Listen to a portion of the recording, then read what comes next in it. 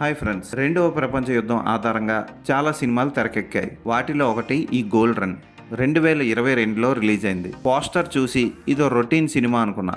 నాకు ఏ సినిమాలు లేక ఈ సినిమాని టైంపాస్ కోసం చూసా. ఈ సినిమా ఎలా ఉందో ఇప్పుడు చూద్దాం. రెండవ ప్రపంచ యుద్ధ సమయంలో నార్వే మీద జర్మనీ దాడికి తయారవుతుందని సమాచారం తెలుసుకున్న నార్వే అధికారులు నార్వేలో ఉన్న 18 టన్నుల బంగారాన్ని బ్రిటిషర్స్ దగ్గరికి తరలించాలనుకుంటారు. ఇది తెలుసుకున్న జర్మనీ ఆ బంగారాన్ని ఎలాగైనా చేజిక్కించుకోవాలని దానికోసం ఏం చేసింది, నార్వేయన్స్ ఎలా బంగారాన్ని తరలించడానికి ప్లాన్లు వేశారు, చివరికి సక్సెస్ అయ్యారా లేదా అన్నదే కథ. ఇది చరిత్ర ఆధారంగా తీసిన చిత్రం. కొంత డ్రామా ఉన్న నిజమైన పాత్రలు ఉంటాయి. ఒక ఫేమస్ నవల రచయిత, ఓ కోపిష్టి ట్రక్ డ్రైవర్, అతనితో పాటు ఓ తొంటరి కుర్రాడు. అతను ఏమంటే ఆ చెడు పని జరిగిపోతూ ఉంటుంది. ఇలాంటి పాత్రలు ఉంటాయి. అవన్నీ ఆకట్టుకుంటాయి. విజువల్స్ అదిరిపోతాయి. కెమెరా, లైటింగ్ అద్భుతంగా ఉంటాయి. ఆ ప్రదేశంలోకి మనం వెళ్తే ఎంత బాగుండు అనిపించేలా ఉంటాయి లొకేషన్స్. తెలుగు డబ్బింగ్ కూడా బాగుంది. అయితే అక్కడక్కడ కొంచెం స్లోగా సాగుతుంది.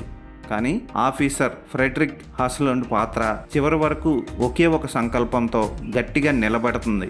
ఆ పాత్ర ఎంతగానో ఆకట్టుకుంటుంది. మేజర్కి హస్లండ్కి మధ్య వచ్చే సన్నివేశాలు, మంచు కొండల మధ్య రైలు వెళ్తూ ఉంటే దాని మీద జరిగే దాడి, జర్మనీ అటాక్ చేసే విధానాలు ఆకట్టుకుంటాయి. తెలుగు డబ్బింగ్ బాగుంది. యుద్ధ నేపథ్యంలో సాగే ఇటువంటి సినిమాల్ని మీరు ఇష్టపడితే ఖచ్చితంగా ఈ సినిమాని చూడొచ్చు. అందరూ బాగా నటించారు.